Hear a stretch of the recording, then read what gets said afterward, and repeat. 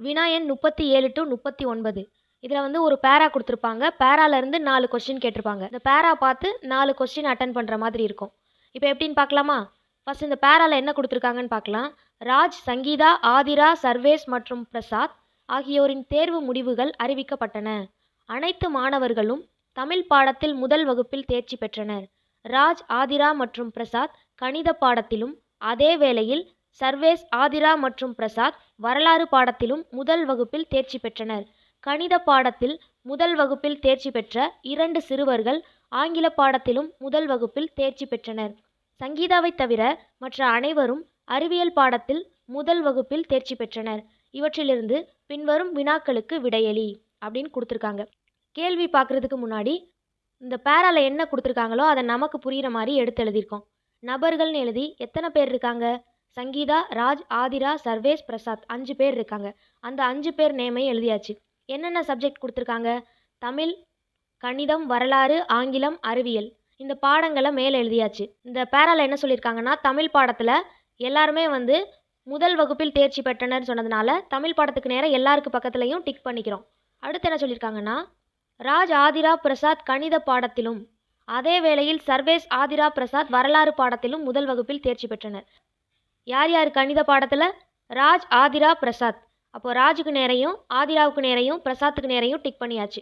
அடுத்து அதே வேளையில் சர்வேஸ், ஆதிரா, பிரசாத் வந்து வரலாறு பாடத்தில் சொல்லியிருக்காங்க. அப்போது சர்வேஸ், ஆதிரா, பிரசாத்துக்கு வந்து வரலாறு பாடத்துக்கு நேராக டிக் பண்ணியாச்சு. அடுத்து என்ன சொல்லியிருக்காங்கன்னா, கணித பாடத்தில் முதல் வகுப்பில் தேர்ச்சி பெற்ற 2 சிறுவர்கள் ஆங்கில பாடத்திலும் முதல் வகுப்பில் தேர்ச்சி பெற்றனர்னு சொல்லியிருக்காங்க. கணித பாடத்தில் 3 பேர் தேர்ச்சி பெற்றிருக்காங்க. அதில் வந்து 2 பேருக்கு மட்டும் ஆங்கில பாடத்தில் நம்ம டிக் பண்ணியிருக்கோம். அடுத்து என்ன சொல்லியிருக்காங்கன்னா, சங்கீதாவை தவிர மற்ற அனைவரும் அறிவியல் பாடத்தில் முதல் வகுப்பில் தேர்ச்சி பெற்றனர் சொல்லியிருக்காங்க. அப்போது சங்கீதாவுக்கு மட்டும் இன்ட்டு போட்டுட்டு மற்ற எல்லாத்துக்கும் வந்து டிக் பண்ணியிருக்கோம். இந்த பேரால உள்ளதை நமக்கு புரிகிற மாதிரி எடுத்து எழுதியாச்சு. இப்போ கொஸ்டினை வாசிக்கலாம். 37வது கேள்வி. ஒரே ஒரு பாடத்தில் மட்டும் முதல் வகுப்பில் தேர்ச்சி பெற்றவர் யாருன்னு கேட்டிருக்காங்க. சங்கீதாங்கிற பேருக்கு நேராக ஒரே ஒரு டிக்கு தான் இருக்குது. அப்போது ஒரே ஒரு பாடத்தில் மட்டும் தேர்ச்சி பெற்றவங்க யார்? ஆப்ஷன் 3 சங்கீதா. 38வது கேள்வி பார்த்தீங்கன்னா, பிரசாத் எத்தனை பாடங்களில் முதல் வகுப்பில் தேர்ச்சி பெற்றார்னு கேட்டிருக்காங்க. பிரசாத்துக்கு நேராக எத்தனை சப்ஜெக்ட் வந்து டிக் பண்ணியிருக்கோம்? 5மே வந்து டிக் பண்ணியிருக்கோம். அப்போ ஆப்ஷன் 4 5. 39வது கொஸ்டின் பார்த்தீங்கன்னா, ஆங்கிலம் மற்றும் கணித பாடத்தில் முதல் வகுப்பில் தேர்ச்சி பெற்றவர் யாருன்னு கேட்டிருக்காங்க. ஆங்கிலம் இந்த இருக்குது, கணிதம் இந்த இருக்குது. இந்த ரெண்டுலையுமே முதல் வகுப்பில் தேர்ச்சி பெற்றவங்க யார்? ராஜும் பிரசாத்தும் தான். அவங்களுக்கு நேரம் மட்டும்தான் டிக் பண்ணியிருக்கோம். அப்போ ராஜ், பிரசாத்துங்கிறது ஆப்ஷன் 3ல் இருக்குது. அப்போ இதுதான் கரெக்டான ஆன்சர். 40வது கேள்வி.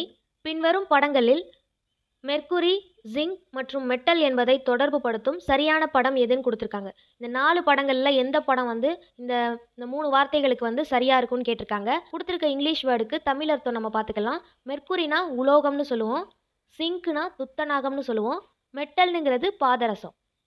இப்போது இதில் எந்த படம் சரியாக வரும்னா ஆப்ஷன் 3 தான் சரியாக வரும். ஏன் அப்படின்னா, மெட்டல்னா என்ன சொன்னோம்? உலோகம்.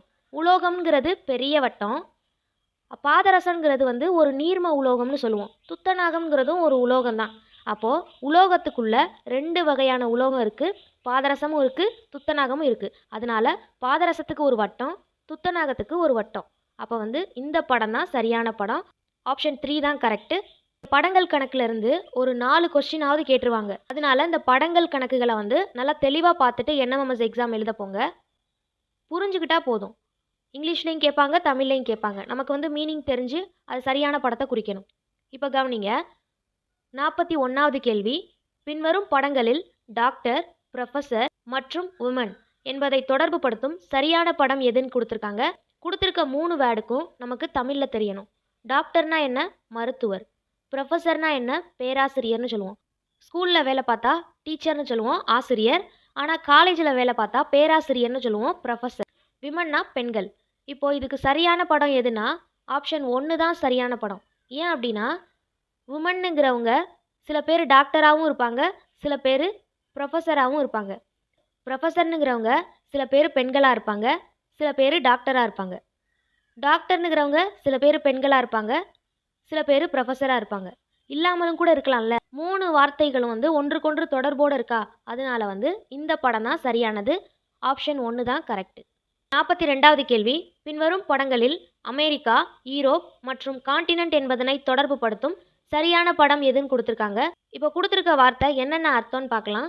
அமெரிக்காங்கிறது ஒரு நாடு, அப்போ ஈரோப்புங்கிறதும் ஒரு நாடு, ஐரோப்பான்னு சொல்லுவோம் தமிழில்.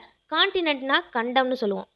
இப்போ நல்லா கவனிச்சுக்கோங்க. இதுக்கு சரியான படம் எதுனா ஆப்ஷன் 4 தான் சரியான படம். ஏன் அப்படின்னா இந்த பெரிய வட்டம் வந்து கண்டம்னு சொல்லுவோம், கான்டினென்ட். அந்த கண்டங்களில் 2 கண்டம் தான் அமெரிக்காவும் ஐரோப்பாவும். அதனால கண்டத்துக்குள்ள 2 கண்டம் இருக்குது. அது வந்து அமெரிக்காவும் ஐரோப்பாவும். அதனால ஆப்ஷன் 4 தான் கரெக்டு.